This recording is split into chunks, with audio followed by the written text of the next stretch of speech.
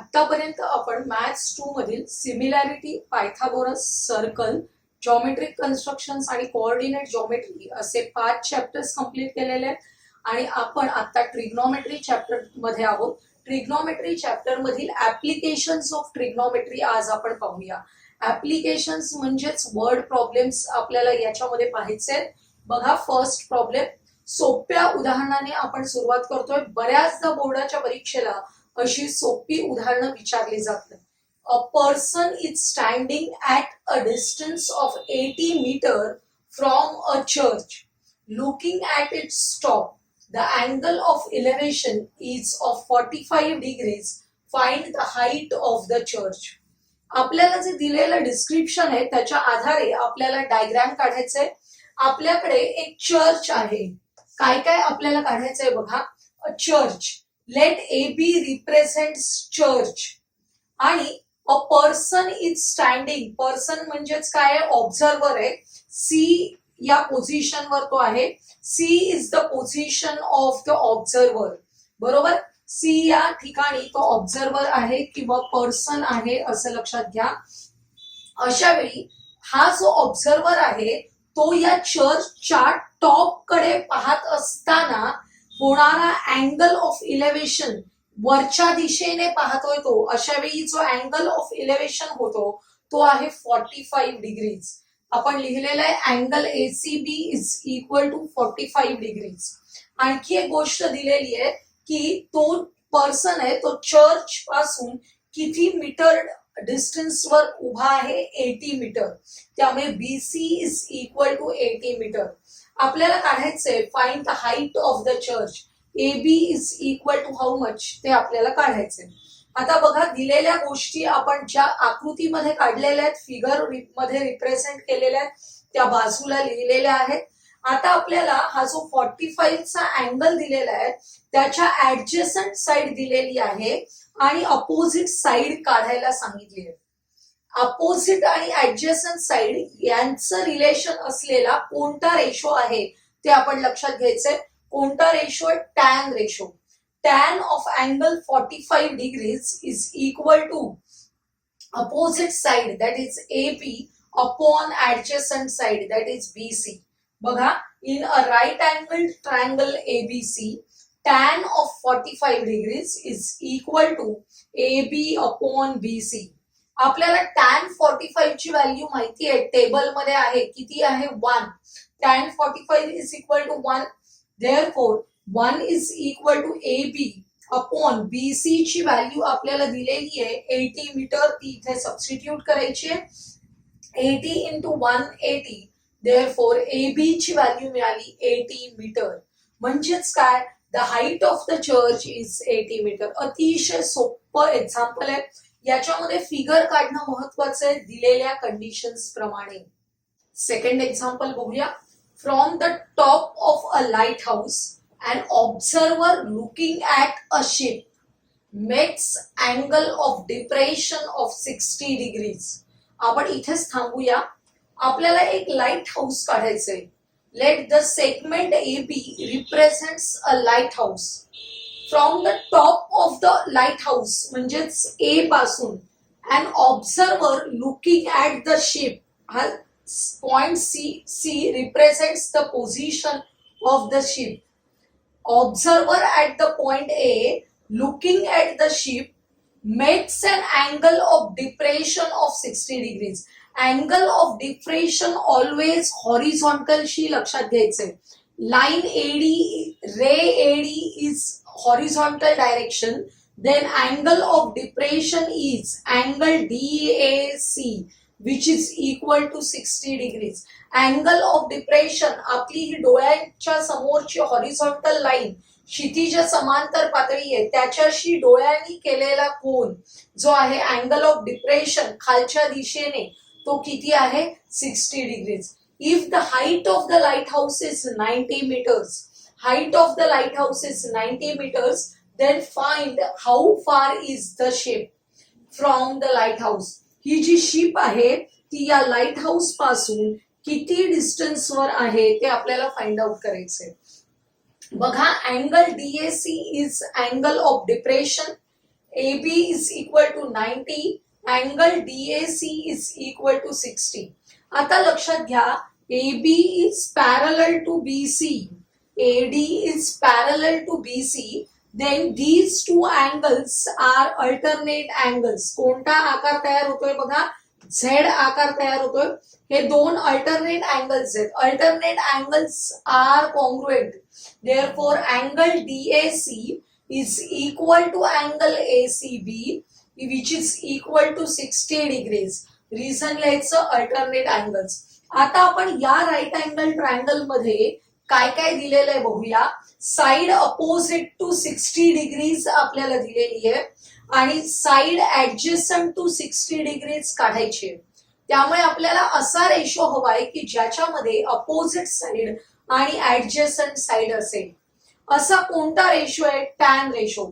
त्यामुळे in right angle triangle ABC, tan of angle 60 is equal to AB upon BC. Value substitute करायचे आहेत. आपलं table part आहे लक्षात घ्या.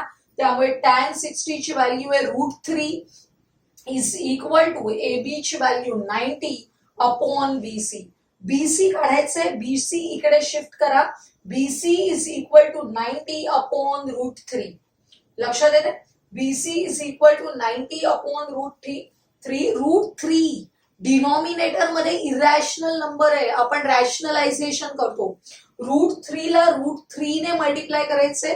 डिनॉमिनेटर मध्ये ज्या नंबरने मल्टिप्लाय केलं त्याच नंबरने आपल्याला न्यूमरेटर मध्ये मल्टिप्लाय करायचंय. √3 इंटू √3 3 आणि 90 इंटू √3 आले.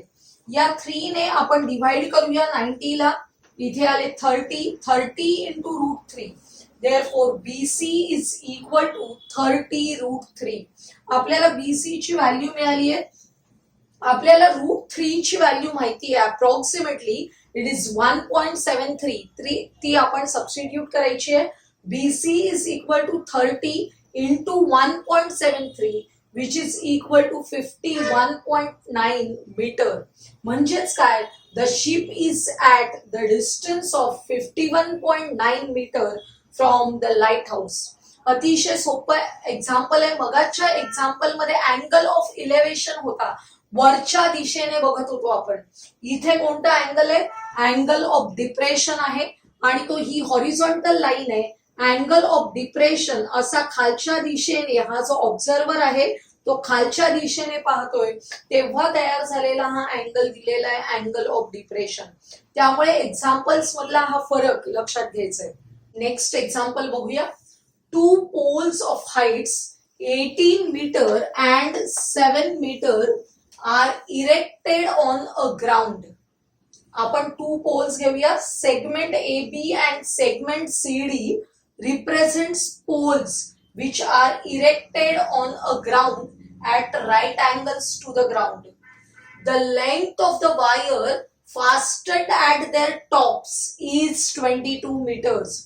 यांचे हे जे टॉप्स आहेत A and C काय आहेत? या पोल्स आहेत. या पोल्सचे जे टॉप्स आहेत त्यांना ताणून एक वायर लावलेली आहे. ताणून, फास्टन्ड म्हणजे ताणून व्यवस्थित एक वायर लावलेली आहे. त्याची लेंथ आहे 22 metres. Find the angle made by the wire with the horizontal. ही जी वायर आहे तिने या हॉरिझॉन्टल लाईनशी केलेला अँगल काढायचंय. हॉरिझॉन्टल लाईन आपण डॉटेड लाईननी काढलेली आहे बघा. Segment AE is perpendicular to CD काढलेला आहे. Segment AE is perpendicular to the CD. AE is a horizontal line. लक्षात येत आहे? आणि angle theta is the angle made by the wire with the horizontal. लक्षात येत आहे? हा जो थीटा अँगल आहे तो आपल्याला काढायचा आहे. Angle CAE is equal to theta घेतलेला आहे आपण. आपण जे डायग्राम मध्ये दाखवतोय ते सगळं आपल्याला बाजूला लिहायचंय. AB is equal to 7, CD is equal to 18 and AC is equal to 22 metre. आता आपल्याला काय करायचंय बघा. आपण हे कन्स्ट्रक्शन केल्यामुळे AE is perpendicular to CD आपण काढलेला आहे आणि already poles are erected at right angles. त्यामुळे This quadrilateral is a rectangle. Because of this, opposite sides are congruent. Opposite sides are congruent. AB is equal to ED. AB is equal to DE is equal to 7 metre. Reason लिहायचं opposite sides. हे एवढं distance आहे ते किती होणार आहे 7 metre. बघा संपूर्ण सीडी कसा तयार होतो. CE plus ED is equal to CD. CE plus ED is equal to CD. याच्यामध्ये सीई आपल्याला माहित नाहीये, काढायचंय. तो सीई तसाच लिहायचा. प्लस ईडी ची लेंथ आपण काढलेली आहे 7 which is equal to 18.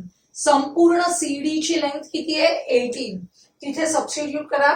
+7 opposite साइडला गेले -7 होतील. CE is equal to 18 -7. CE is equal to 11 metre. आपण सीई काढलेला आहे. सीई ची लेंथ मिळाली आहे 11. आता आपण हा राईट अँगल ट्रायंगल बघतोय. Right angle triangle CEA.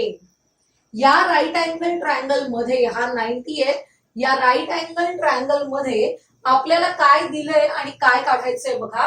आता आपण या सीई ची लेंथ पण काढलेली आहे. किती आली आहे सीई ची लेंथ 11 मीटर अशी सीई ची लेंथ मिळाली आहे. Which is opposite to angle theta. CE is the side opposite to angle theta and we know the length of the hypotenuse also. मग असा कोणता रेशो आहे की ज्याच्यामध्ये अपोजिट साइड आणि हायपोटेन्यूज यांचं रिलेशन आहे. कोणता रेशो आहे sine ratio. Therefore sine of angle theta is equal to opposite side upon hypotenuse. That is CE upon AC. 11 upon 22 which is equal to half. 11 × 11 11 दूने 22. त्यामुळे साइन थीटाची व्हॅल्यू येते half. आपण आपल्या टेबल रिमाइंड करायचे ज्याच्यामध्ये sine 30 ची value half होती.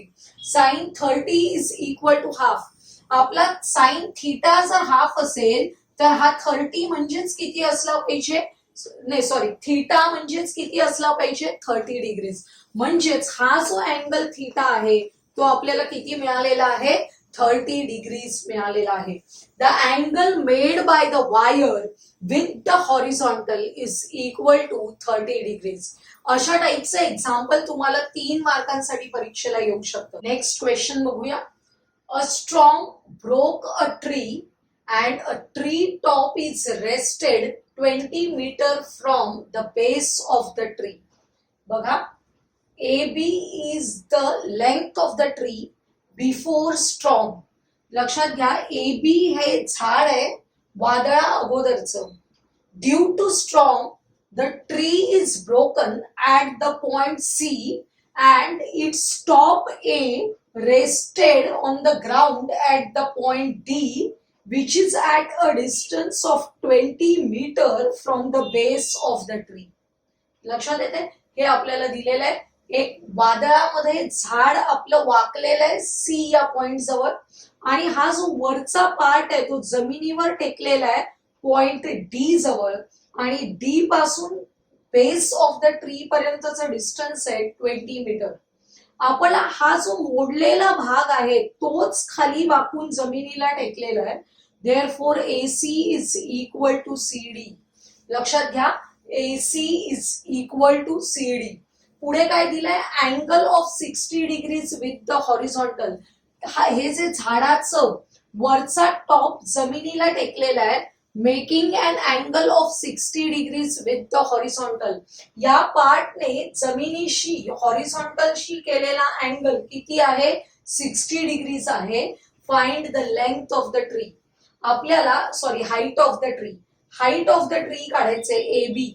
हाईट ऑफ द ट्री काढण्यासाठी आपल्याला आता 2 पार्ट्स मध्ये काढावा लागणार आहे BC अँड AC. हा AC तर आता वरच्या बाजूला आहे म्हणजे आता आपण या ट्रायंगलचा CD हा पार्ट काढला की आपोआपच CD is equal to AC होणार आहे. म्हणजेच आपल्या गणित आपल्याला 2 पार्ट्स मध्ये काढायचे. पहिलं BC काढायचं आणि त्यानंतर CD काढायचं. लक्षात येते दिलेल्या गोष्टी आपण लिहून घेतोय. Segment AB represent the tree before the storm. Broken part AC takes the position at CD. Therefore AC is equal to CD. आपल्याला हे स्टेटमेंट मिळालेले आहे. Length of the BD is equal to 20 meter. Angle CDB is equal to 60. आपण आता first वार बघूया. In right angle triangle CBD आपल्याला हा अँगल 60 दिलेला आहे. त्याच्या अपोजिट साइड आपल्याला काढायची आहे आणि ऍडजस्टंट साइड दिलेली आहे. अपोजिट साइड आणि ऍडजस्टंट साइड यांच्याशी रिलेटेड असलेला रेशो आपल्याला हवाय tan theta. tan theta is equal to opposite side upon adjacent side CB upon BD. CB आपल्याला काढायचं आहे. BD ची लेंथ आहे 20. tan 60 ची व्हॅल्यू आहे √3. आपल्याला टेबल मध्ये आहे, पाठ असायला हवी. tan 60 √3 आहे म्हणजे BC is equal to 20 into √3. 20 into √3 metre हा आपल्याला BC मिळालेला आहे. आता BC आपल्याला मिळाला. CD काढायचंय. CD हे काय आहे बघा, हायपोटेन्यूज आहे. CD काय आहे, हायपोटेन्यूज आहे. आपल्याला BC ची लेंथ मिळालेली आहे. BC आणि CD म्हणजेच side opposite to 60 degrees and hypotenuse यांच्याशी रिलेटेड रेशो आपण घेतोय sin 60. sin 60 is equal to BC upon CD. sin 60 ची व्हॅल्यू आहे √3 upon 2 which is equal to 20 √3 upon CD. आता CD काढायचा असेल तर CD इकडे क्रॉस मल्टिप्लाय होईल √3 ला. या दोघांचं मल्टिप्लिकेशन करावं लागेल. त्यामुळे CD ची value 2 into 20 √3 divided by √3 is equal to आपल्याला √3 कॅन्सल होतील. त्यामुळे 2 into 20 is equal to 40 metre. हा जो CD 40 मीटर असेल तर CD is equal to AC म्हणजे AC पण किती असणार आहे, 40 मीटर. आता संपूर्ण AB काढायचंय. Height of the tree before storm AB काढायचंय. AB is equal to AC plus CB. Addition करायची आहे. AC ची लेंथ आहे 40 प्लस 20 √3. हा जो नंबर आहे तो 40 मध्ये ऍड होऊ शकत नाही. त्यामुळे आपल्याला असंच लिहायचंय आणि त्याला युनिट लिहायचंय metre. The height of the base, height of the tree is 40 plus 20 √3 metre. आजच्या व्हिडिओमध्ये आपण ट्रिग्नोमेट्रिक रेशोज वर डिपेंड असलेले असे वर्ड प्रॉब्लेम्स बघितले. आजचा हा व्हिडिओ तुम्हाला आवडला असेल तर लाईक करा, आपल्या मित्रमैत्रिणींना शेअर करा आणि पुढील महत्त्वाचे व्हिडिओज पाहण्यासाठी आपल्या चॅनलला सबस्क्राईब करायला विसरू नका.